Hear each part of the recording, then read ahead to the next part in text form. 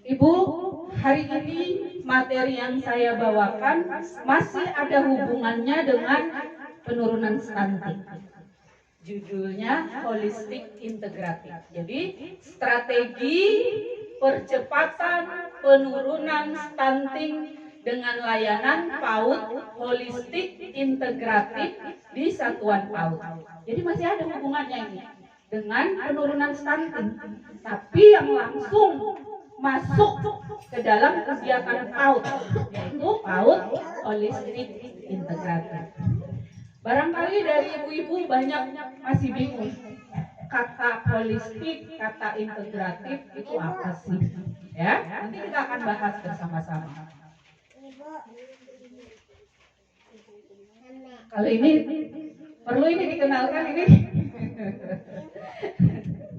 Ya, jadi ibu sekarang saya instansinya sudah berubah. Kalau dulu masih di TK kita bersaudara. Kebetulan untuk P3K ini ibu saya memilih di SD. Jadi SD-nya di mana? SD Matlobiai. Ada yang tahu? Di Pulau, di Kecamatan Togean. Walaupun saya belum bertugas, pernah sudah mengajar satu tahun. Tapi keberadaan saya di Himpaudi, insya Allah tetap akan membersamai ibu-ibu. Ya, jadi jangan berarti dia sudah tidak di Himpaudi karena sudah di SD, tidak.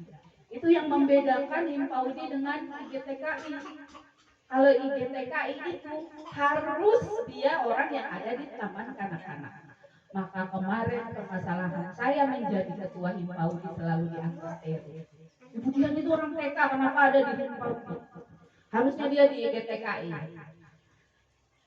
Itu kan bermasalah kan kemarin. Selalu saya dibawa-bawa ke dalam permasalahan. Tapi sekarang saya sudah di SD. Tapi sebenarnya itu perlu diluruskan, Himpaudi itu ketuanya tidak mengikat harus di lembaga kelompok bermain. Tidak. Himpaudi itu adalah himpunan. Jadi siapapun boleh masuk menjadi pengurus. Dokter boleh. Kepala sekolah SMA boleh. Dosen boleh. Pemerhati PAUD, dia tidak ada hubungannya dengan lembaga, boleh jadi ketua. Ya Bu ya? Jadi nanti jangan kita orang Himpaudi harus tahu juga bahwa anggaran dasar dan anggaran rumah tangga Himpaudi dengan IGTKI itu berbeda. Baik. Masih ada yang belum kenal kayak ini? Hah? Masih ada yang belum kenal? Saya baca pantun dulu. Dibalas Bu ya? Apa jawabannya Bu? Mentari terbit belumlah tinggi. Jalan sendiri menunggu pacar. Assalamualaikum, selamat pagi. Semoga acara ini berjalan lancar. Tepuk tangan dong buat saya. Nah, baik. Kenapa materi ini saya bawakan? Yang pertama tujuannya teman-teman yang hadir di sini dapat memahami tentang PAUD holistik integratif. Apa itu? Yang kedua, teman-teman nanti dapat memahami kebutuhan esensial anak usia dini itu apa. Yang ketiga, peserta memahami tujuan PAUD HI. Dan yang keempat, peserta memahami indikator layanan PAUD HI. Jadi pokok materinya hanya sedikit ya. Saya tadi lihat di dalam banyak makanan. Saya senang, berarti saya bilang nih macam-macam nih menu satu rumah beda-beda. Keren ya. Alhamdulillah. Pokok materinya nanti ada PAUD HI, kebutuhan esensial, tujuan PAUD dan indikator.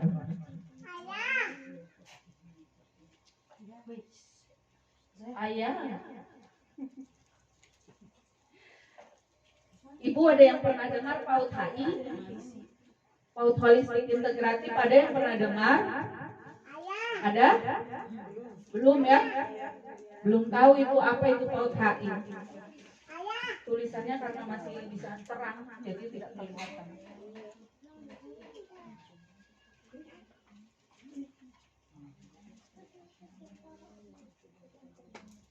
Ibu loyo nih saya lihat ibu. Ibu, jangan tegang-tegang nafas. Kalau saya bilang selamat pagi, ibu tepuknya 1 kali. Yuk, selamat pagi. 1 kali saja ibu 2 kali. Kalau selamat siang, tepuknya 2 kali. Selamat siang. Selamat pagi. Selamat siang. Selamat pagi. Kalau selamat sore, tepuknya 3 kali. Selamat siang.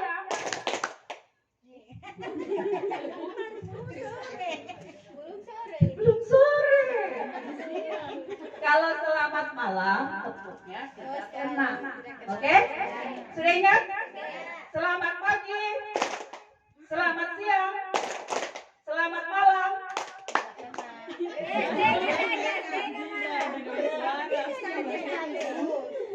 Fokus ibu, fokus. Selamat sore. Selamat pagi. Selamat siang. Selamat sore. Selamat malam.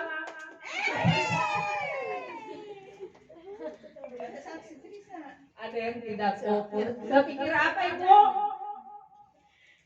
Mbak pikir apa? Lapar tahu tenang, makanya makanan itu di situ.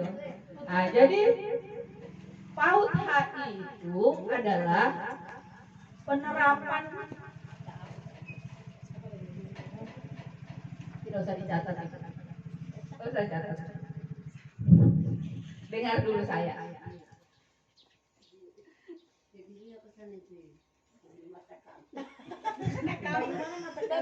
Saya akan kasih dengan bahasa yang sederhana ya, supaya ibu-ibu pahamnya. Kalau dengan bahasa yang seperti itu tuh nanti kurang memahami. 50-50 Bu. Ya. Jadi kalau di PAUD HI, misalkan ibu akan melaksanakan PAUD HI nih di sekolah ya, dengar. Bukan hanya layanan pendidikan yang ibu akan kasih. Kalau layanan pendidikan saja itu namanya bukan PAUD HI. Maka akan ada 1 layanan kesehatan dan gizi. Yang kedua ada layanan pendidikan. Yang ke-1 tadi apa? Jadi kalau kita melaksanakan PAUD HI, gizi dan kesehatan anak adalah tanggung jawab lembaga. Oh bisa? Apa hubungannya dengan penurunan stunting? Maka di dalam sekolah itu harus ada apa untuk pelayanan gizinya? Makanan. Dia sudah pintar-pintar anaknya mama. Yang saya tanya PMT-nya berapa bulan sekali sih? 3 bulan. 3 bulan sekali. Berpengaruh tidak sama gizinya anak? Dikasih makan 3 bulan sekali, kasih susu. Kalau anaknya kurus, misalkan kena stunting, itu yang 3 bulan itu ada efeknya tidak ya? Maka, baik. Kan kita beda BOP beda-beda toh.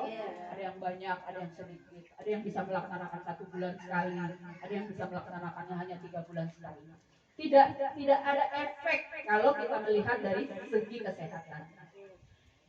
Dalam PAUD HI, ibu harus bekerja sama dengan puskesmas, membuat surat kerjasama bahwa jika di dalam nanti ada anak-anak di lembaga ini yang mengalami cacingan, kekurangan vitamin, tumbuh kembangnya kurang, yang ada hubungannya menyangkut stunting, anak-anak kurang gizi, itu bisa langsung menghubungi puskesmas. Jadi kalau PAUD HI itu holistik, integratif, semuanya terintegrasi di dalam sekolah. Bisa paham Bu?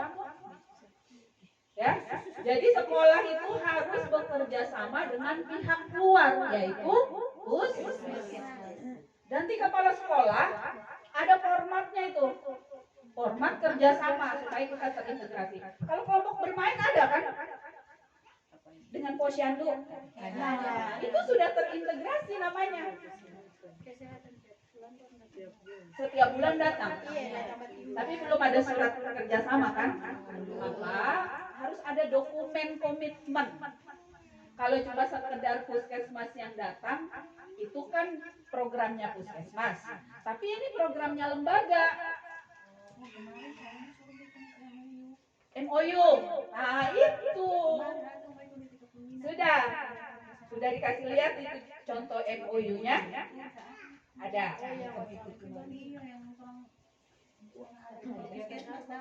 Ada ya? Tidak kelihatan. Terang.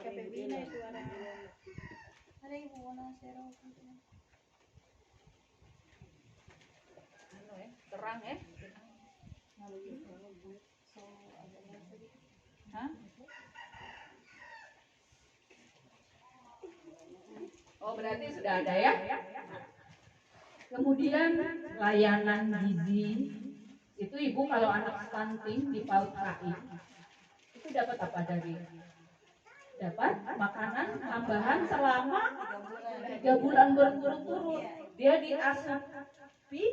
Jadi misalkan berat badannya di awal bulan masih dalam pelaporan pertama anak-anak stunting misalkan 8 kilo.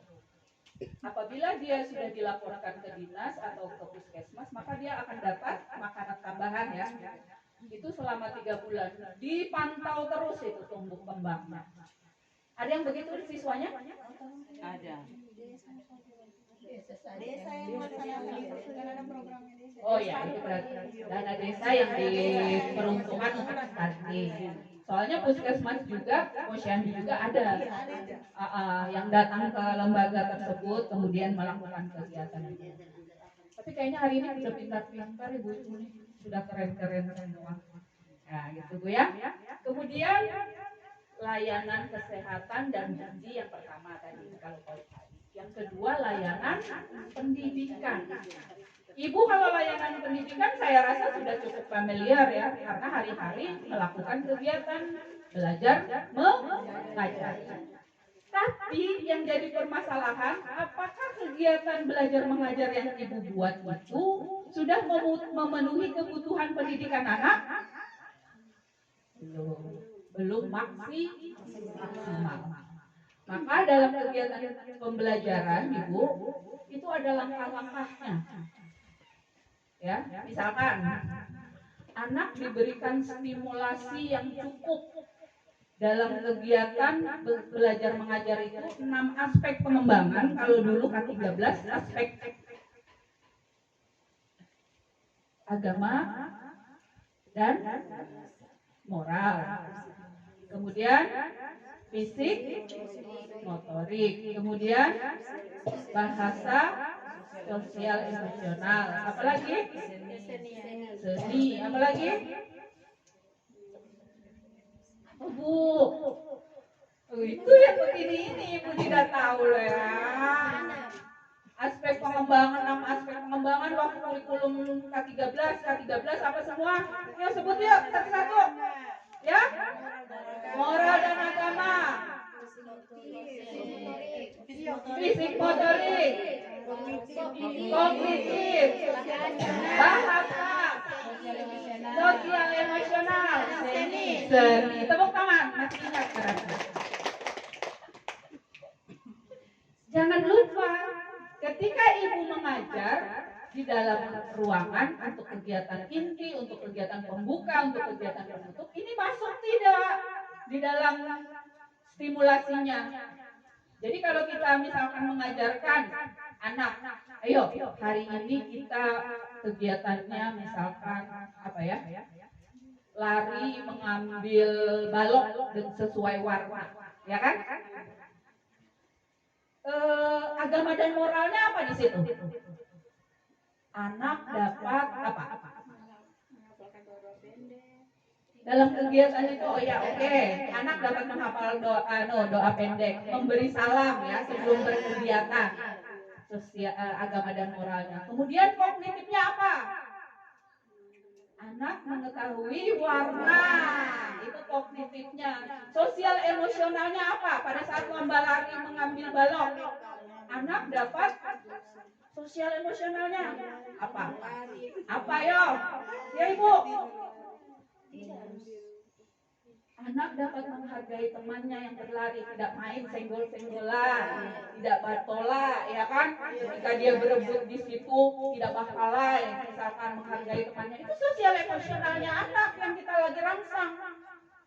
Apalagi bahasanya. Makanya ibu ketika bermain itu 6 aspek perkembangan tadi harus ada di dalam kegiatan. Harus semua di dalam itu tercermin di dalam kegiatan itu. Seninya, nah, sekarang seni itu sudah masuk di agama seni masuk, di kognitif seni juga masuk, jadi semua sudah dilebur menjadi satu. Seninya apa? Ibu harus rajin membuat lagu, membuat tepuk sesuai tema. Ini saya masih cerita K13 ini, belum kurikulum merdeka. Ya? Ada guru yang menyanyi, sudah mengajar di situ 5 tahun, kegiatan berbaris lagunya tidak berubah-ubah. Ada? Loh. Ibu tidak ada lagu lain. Banyak ibu suka HP, buka HP tiap hari di YouTube ada. Tinggal bilang saja sebut lagu anak tema ini, lagu anak berbaris, lagu anak mengenal ini, lagu anak. Itu dicatat, kemudian dipraktekkan, diimplementasikan. Jangan ibu merasa sudah nyaman dengan apa yang ibu lakukan. Tidak ada ibu punya kreativitas kemudian bertambah. Itu terus. Bosan anak. Kemudian satu ibu, sebelum ibu mengajar, bahagiakan dulu anak. Jangan sekonyong-konyong anak datang langsung masuk, langsung doa, langsung kegiatan itu. Tidak ada basa-basinya ibu mengajar. Padahal anak itu belajar lewat pusat perkembangannya itu lewat rasa bahagia dulu. Jadi kalau ada anak nih, ibu datang diantar orang tua. Ini penjemputan dulu ya. Dijemput sama ibu, anaknya merajuk, mamanya masih baku-baku tarik, dia tidak mau ditinggal. Oh jangan mama di sini aja sambil menangis. Itu ibu harus pahami dulu ketika penjemputan. Jangan tiba-tiba dia datang langsung ibu suruh dia belajar. Tidak begitu ibu dalam pembelajaran di PAUD. Sebelum anak-anak masuk, kita ajarkan pembelajaran berdoa, bahagiakan dulu hati anak. Maka setelah penjemputan ada yang namanya pijakan sebelum belajar atau pijakan awal. Ya, di situ ibu mulai mengamati satu-satu. Misalkan guru kelas ada 10 anaknya. Si Dewi aman, senyum-senyum terus, ketawa-tawa. Artinya hatinya sudah siap. Yang satu misalkan kayaknya sedih, merenung, diam. Jangan ibu mengira anak-anak tidak punya masalah loh. Anak-anak itu punya masalah, tapi tidak seperti orang dewasa. Mengungkapkannya beda, cara pelampiasannya beda. Ya kan? Kalau anak-anak punya masalah ya sedih, kelihatan mukanya murung atau menangis. Maka ibu harus melakukan pendekatan. Ya?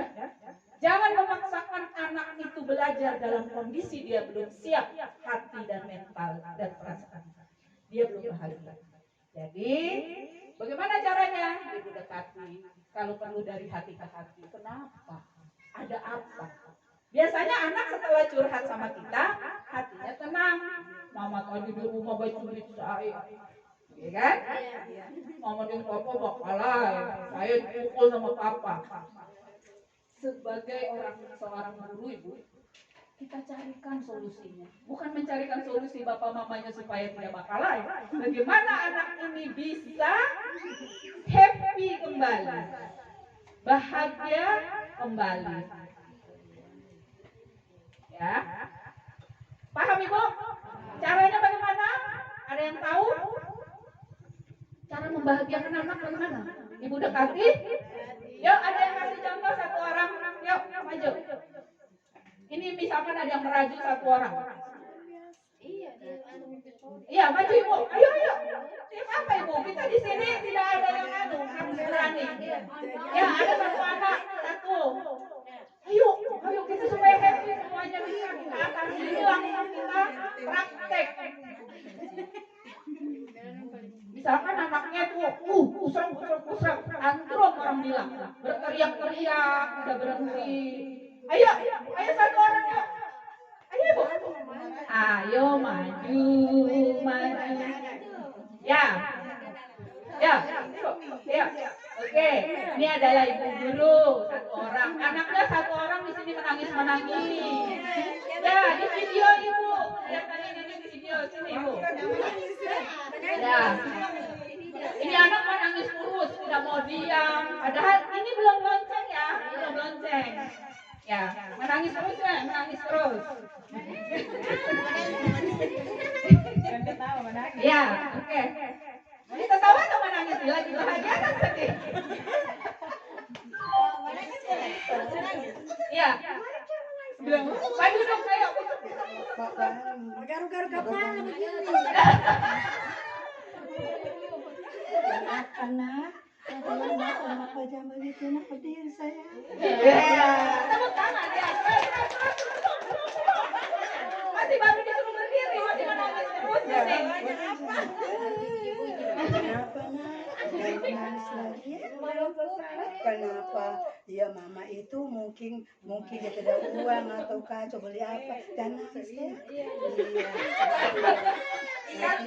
Masih menangis terus. Iya. Diam sayang ya. Sudah bahagia belum dia, Bu? Kalau dia masih menangis, ada anak yang tidak mau berhenti loh menangis. Ada anak yang tidak mau berhenti menangis sampai dia bermenit-menit. Kalau anak sudah Kalau digendong. Ibu gendong. Iya. Digendong. Bagaimana ibu? Setuju digendong? Ya. Oke, berikan aplaus dulu untuk peserta. Terima kasih. Ya, banyak sekali tingkah dan pola anak-anak di sekolah, terutama di kelompok bermain. Ya kan? Karena usianya masih di bawah 5 tahun. Banyak sekali tingkah polanya. Maka tadi tugas ibu adalah membahagiakan anak. Kemudian caranya lonceng berbunyi kan, ding ding ding ding, ya kan? Berbaris mereka. Pada saat kegiatan berbaris, ibu jangan langsung ibu lakukan metode yang terlalu tegang-tegang. Bikin dulu hangat suasana. Halo, apa kabar semuanya? Ya kan? Ya, mana senyumnya? Senyum dulu. Mana ibu lihat giginya? Lihat dulu. Semua harus bahagia dulu anak-anak. Lakukan tanya jawab ringan-ringan. Siapa yang sudah mandi? Siapa yang belum mandi? Mandinya pakai sabun atau tidak? Sikat gigi tidak? Hal-hal yang itu yang membuat anak. Dan jangan terlalu mendominasi pembicaraan. Berikan mereka kesempatan untuk bicara. Ibu tadi saya begini. Kalau dia sudah punya ada mau untuk bicara ke depan dia. Kenapa? Komunikasi. Di situ kita sedang menggali potensi anak dalam hal bahasa. Ya ibu? Bahasanya lagi kita gali terus. Apalagi? Tanya jawab. Nanti ditimpali lagi sama anak yang satu. Tanpa terasa ibu, di situ sudah ada literasi. Kosakata anak bertambah tidak? Kemampuan anak dalam mengungkapkan perasaannya ada. Anak kemudian mengeluarkan unek-uneknya, ya kan? Yang tadi sedih, coba diangkat. Sudah paham? Itu hak anak mendapatkan pendidikan tadi. Setelah lonceng berbunyi, apa yang ibu lakukan di situ? Berdoa di luar atau di dalam? Di dalam. Boleh ada yang di luar. Boleh di luar. Dilakukan. Ya, paham ya, Bu ya? Oke.